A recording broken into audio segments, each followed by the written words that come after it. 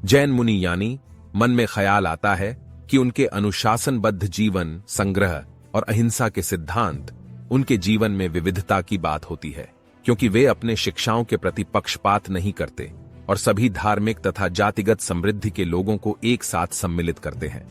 जैन भिक्षु आचार्य श्री 108वें काम कुमार नंदी महाराजा मुनि, जो पिछले 15 वर्षों से कर्नाटक के बेलगावी जिले के चिक्कोड़ी ताल्लुक के हिरेकोड़ी गांव में नंदी पर्वत जैन बसदी में रहते थे।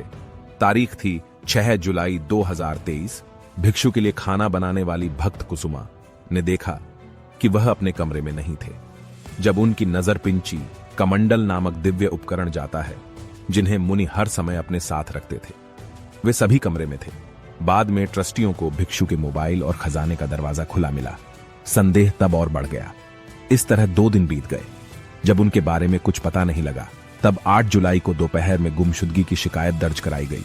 शिकायत के आधार पर पुलिस जांच शुरू करने के 4 घंटे के भीतर चिकोड़ी पुलिस ने आरोपी व्यक्तियों पर ध्यान केंद्रित किया और उनसे पूछताछ की। एक पुलिस टीम गुरुवार को आरोपी को उस स्थान पर ले गई जहां भिक्षु की डायरी जलाई गई थी।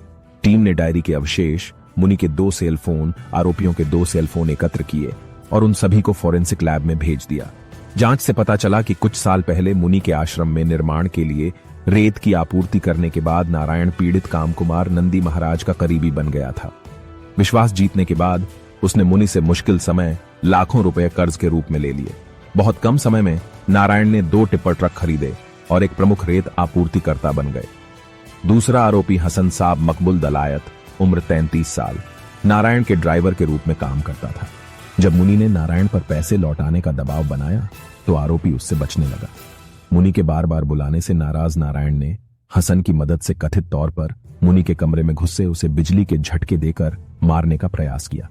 जब वे मुनि को जिंदा पाकर अपने प्रयास में विफल रहे तो उन्होंने तौलिया से मुनि का गला घोंटकर हत्या कर दी। दोनों आरोपियों ने इस खौफनाक वारदात को अंजाम देने में पूरी ताकत लगा दी थी। हत्या करने के बाद आरोपियों ने शव को बोरे में पैक किया और बाइक से ले गए। शव को लेकर बाइक पर करीब 35 किलोमीटर तक सफर किया और एक परित्यक्त बोरवेल में फेंकने के लिए कटकभवी के एक खेत में ले गए। जब वे पूरा शव बोरवेल में नहीं डाल पाए तो उन्होंने उसके टुकड़े टुकड़े कर दिए। अपराध को अंजाम देने के बाद नारायण ने अपने लेन देन से संबंधित सबूत नष्ट करने के लिए डायरी को जला दिया। आरोपियों ने उस स्थान पर खून से सने कपड़े भी जला दिए।